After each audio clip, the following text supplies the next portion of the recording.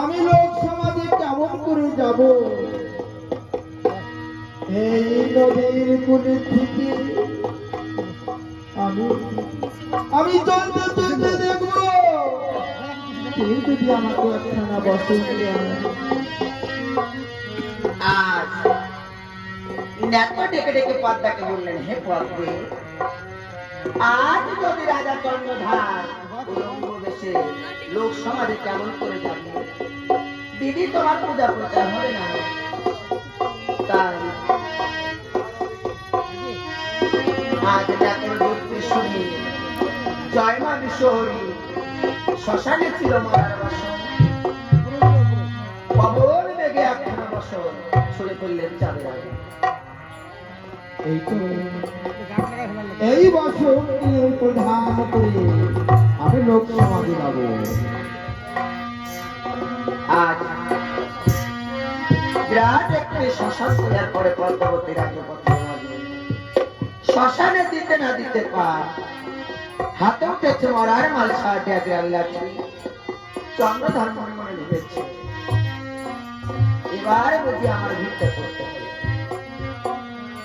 ওরে ভিক্ষা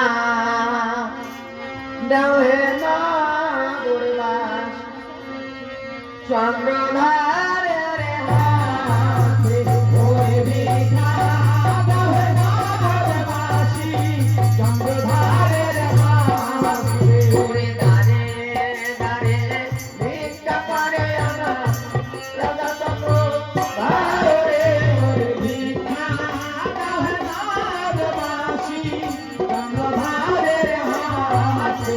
আরে তোমরা সবে দিলে ভিক্ষা ভাইরে উদর গহলা যাবে রে, ওরে ভিক্ষা দাও হে না দুর্বাসী চন্দ্রধারে রে হাতে।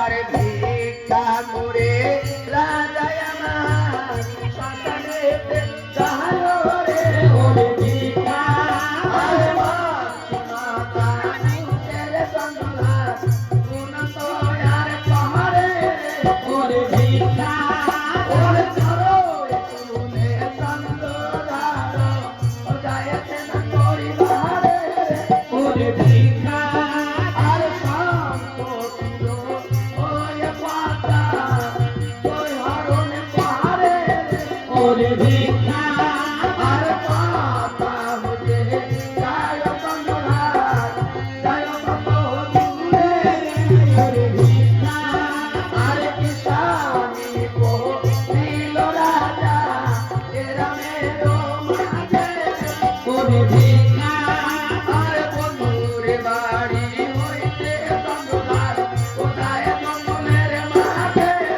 ওরে ভিক্ষা আরে কাকালে দেবে খাইবার যায় মেমুলের তাটায়, ওরে ভিক্ষা দাও হে না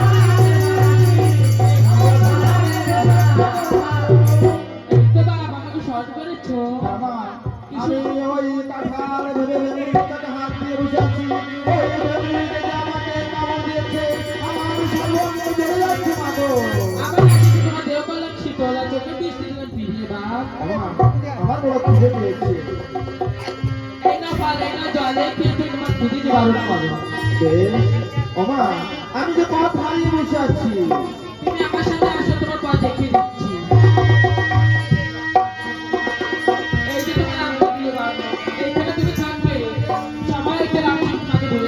বেশ মা গো, আমার প্রণাম গ্রহণ করো।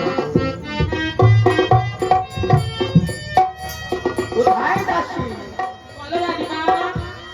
একবার দেখে আসো নদীতে জোয়ার জোয়ার লেগেছে।